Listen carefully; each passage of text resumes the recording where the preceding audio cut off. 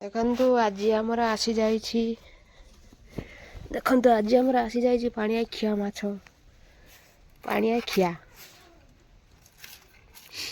ପାଣିଆଖିଆ ଦେଖନ୍ତୁ ଆଖି କେତେ କେତେ ବଡ଼ ଆଖି ଦେଖନ୍ତୁ ଅନେଇଛି କେ ଭଳିଆ। ଏଠି ମାଛ ବନା ଯାଉଛି ଦେଖନ୍ତୁ ଆମର ଆଜି ପାଣିଆଖିଆ ମାଛ ଝୋଳ ହବ। ଦେଖନ୍ତୁ ସାଙ୍ଗମାନେ ଆମର ଆଜି ପାଣିଆଖିଆ ମାଛ ଆସିଯାଇଛି। ମାଛର ନାଁ ଥିଲା ଆମର ପାଣିଆଖିଆ। ଆଉ ବର୍ତ୍ତମାନ ବନା ଚାଲିଛି ଦେଖନ୍ତୁ।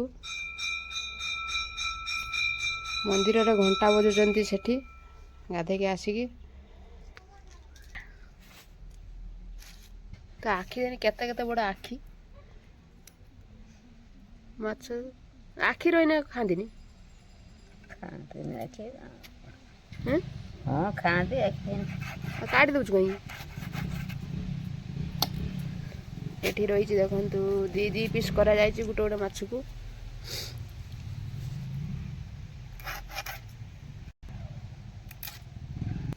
ବର୍ତ୍ତମାନ ଟମାଟୋ ଆସିଯାଇଛି ମାଛ ଝୋଳ କରାଯିବ ବଜାରରୁ।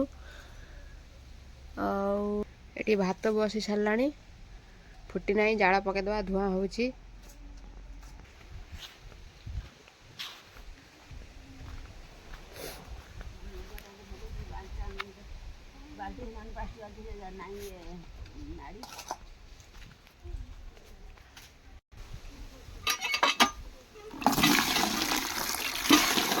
ଟିଅଲରେ ବର୍ତ୍ତମାନ ଆମର ପାଣି ମଡ଼ା ଚାଲିଛି।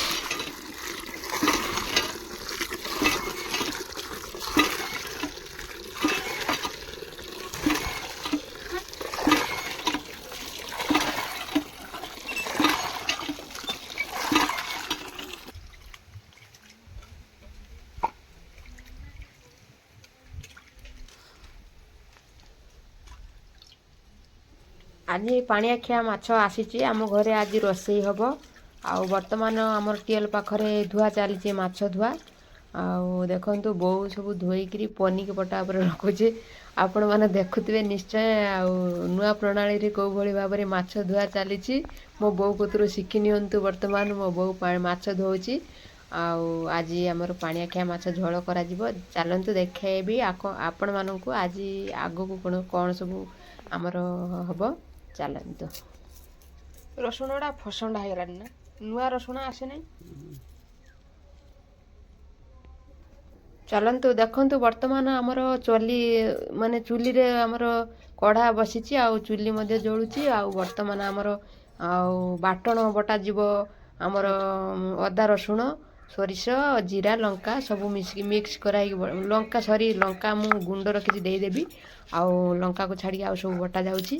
ଚାଲନ୍ତୁ ତାପରେ ଆମର ଧଣିଆ ବଟା ଦେଖେଇବି ଆପଣମାନଙ୍କୁ। ଚାଲନ୍ତୁ ଯିବା ବର୍ତ୍ତମାନ ଚୁଲି ପାଖକୁ। କେଉଁଭଳି ଭାବରେ ଆମର ମାଛ ସନ୍ତୁଳା ଯିବ। ବର୍ତ୍ତମାନ ଆମର ବାଟଣଟି କେତେ ସୁନ୍ଦର ଭାବରେ ବଟା ଯାଉଛି ଦେଖନ୍ତୁ, ପ୍ଲେନ୍ କରିକି। ବର୍ତ୍ତମାନ ଆମର କଢ଼ା ଗରମ ହେଇସାରିଛି। ଆଉ ଚାଲନ୍ତୁ ବର୍ତ୍ତମାନ ଆମର ତେଲ ମଧ୍ୟ ଗରମ ହେଇସାରିଛି। ବର୍ତ୍ତମାନ ମାଛ ପକାଇଦେବା, ଆପଣମାନଙ୍କୁ ଦେଖେଇବି ମାଛ କେଉଁଭଳି ଆମର ରନ୍ଧା ଯାଉଛି।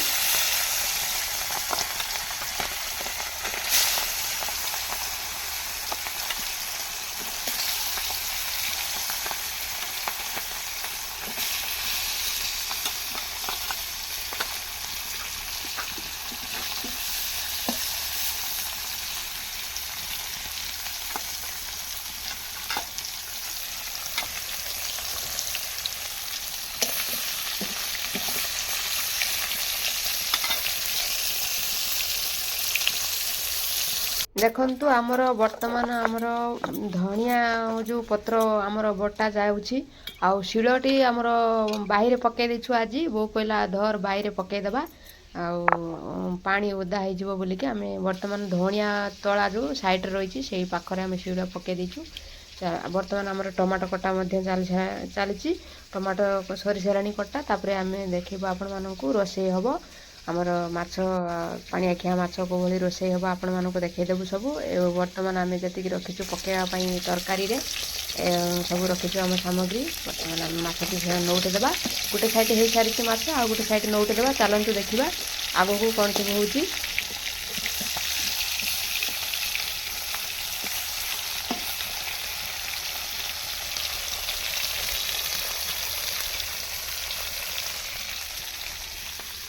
ଦେଖନ୍ତୁ ଆମର ମାଛ ସନ୍ତୁଳା ସରି ସାରିଛି। ବର୍ତ୍ତମାନ ଆମର କଢ଼ାର ତେଲ ଆଉ କିଛି ପକାଇଦେଲେ, ତେଲ ମଧ୍ୟ ଗରମ ହେଇସାରିଛି।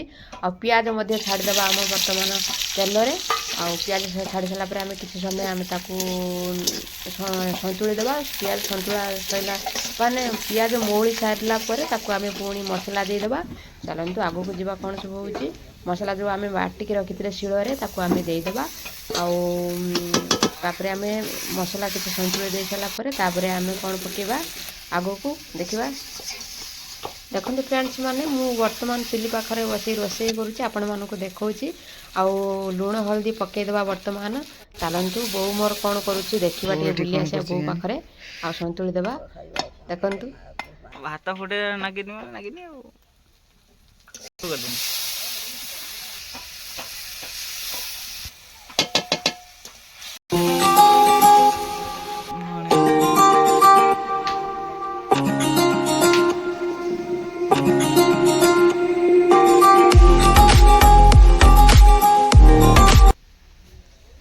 ଦେଖନ୍ତୁ ଆମର ମସଲା ହେଇସାରିଛି। ତାପରେ ଟମାଟୋ ଦେଇଦେବା। ଟମାଟୋ ଦେଇ ସାରି ତାକୁ ଆମେ ଖୁସୁଣିରେ ଆମେ ତାକୁ ନଉଟ ଦେବା। ନଉଟ ସାରିଲା ପରେ କିଛି ସମୟ ଛାଡ଼ିଦେବା ସିଝିଯିବା ପାଇଁ। ସିଝିଗଲେ ପରେ ତାକୁ ଆମେ ପୁଣି ଫୁଟେଇ ଦେବା। ଆଉ ଚାଲନ୍ତୁ ବର୍ତ୍ତମାନ ଆମେ ସିଝି ସାରିଛି ଟମାଟୋ। ଆଉ ତାକୁ ଆମେ ବର୍ତ୍ତମାନ ମିକ୍ସ କରିଦେଲେ। ତାପରେ ଆମେ ଲାଷ୍ଟରେ ଥିଲା ଜିରା ଗୁଣ୍ଡ ପକାଇଦେଲେ, ଆଉ ତେଜପତ୍ର ଦୁଇଟି ମଧ୍ୟ ପକାଇଦେଲେ। ତାପରେ ଫ୍ଲେଭରଟା ତା'ର ଅଲଗା ପଳେଇ ଆସିବ। ଆଉ ଧନିଆ ପତ୍ର ବାଟିଥିଲେ କି ତାକୁ ଆମେ ଲାଷ୍ଟରେ ତାକୁ ଯେଉଁ ପାଣି ଥିଲା ତାକୁ ଆମେ ଦେଇଦେଲେ। ତାପରେ ଆମେ କିଛି ସମୟ ଗଲା ପରେ ମାଛ ଛାଡ଼ିଦେବା। ବର୍ତ୍ତମାନ ମାଛ ଛାଡ଼ିଦେବା। ଆଉ ମାଛ ଛାଡ଼ି ସାରିଲା ପରେ ତାକୁ ଆଉ ଖୁସୁଣିରେ ତାକୁ ଟିକେ ଡାଙ୍ଗେଇ ଦେବା। ଡାଙ୍ଗେଇ ସାରିଲା ପରେ ତାକୁ ପୁଣି ଢାଙ୍କୁଡ଼ି ଦେବା। ଢାଙ୍କୁଡ଼ି ସାରିଲା ପରେ ତାକୁ ମାଛ ଆମେ ହେଇଯିବ ଆମର ମାଛ। ଆଉ ଚାଲନ୍ତୁ ବର୍ତ୍ତମାନ ଦେଖିବା। କିଛି ସମୟ ଛାଡ଼ିଦେବା ଢାଙ୍କୁଡ଼ିକି।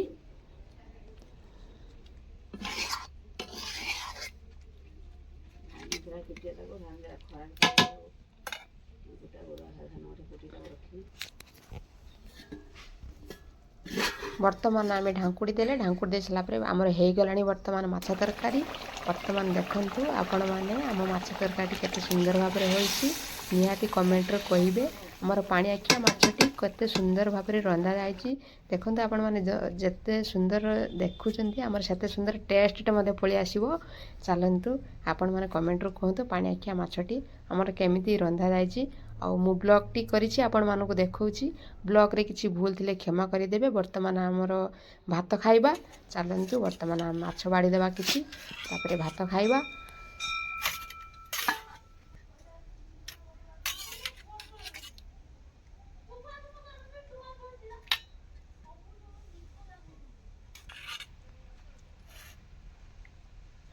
ତାପରେ ଆମେ ଭାତ ବାଡ଼ି ଦେବା। ଆଉ ମାଛ ବଡ଼ା ସରିଲା ପରେ ତାପରେ ସମସ୍ତେ ମିଶିକି ଆମେ ଖାଇବୁ। ଆପଣମାନଙ୍କୁ ତ ନିଶ୍ଚୟ ଜାଣିପାରିବେ ପାଣି ଆଖିଆ ମାଛର କେଉଁଭଳି ଟେଷ୍ଟ। ବର୍ତ୍ତମାନ ଶୀତ ଦିନ ଚାଲିଛି। ଆଉ ମାଛର ବର୍ତ୍ତମାନ ସବୁ ମାଛରେ ଟେଷ୍ଟ ଅଛି। ଆପଣମାନେ ରାନ୍ଧିବେ ଆଉ ନିହାତି ଘରକୁ ନେବେ। ଆଉ କମେଣ୍ଟରେ କହିବେ ପାଣି ଆଖିଆ ମାଛରେ କେଉଁଭଳି ଟେଷ୍ଟ। ଆଉ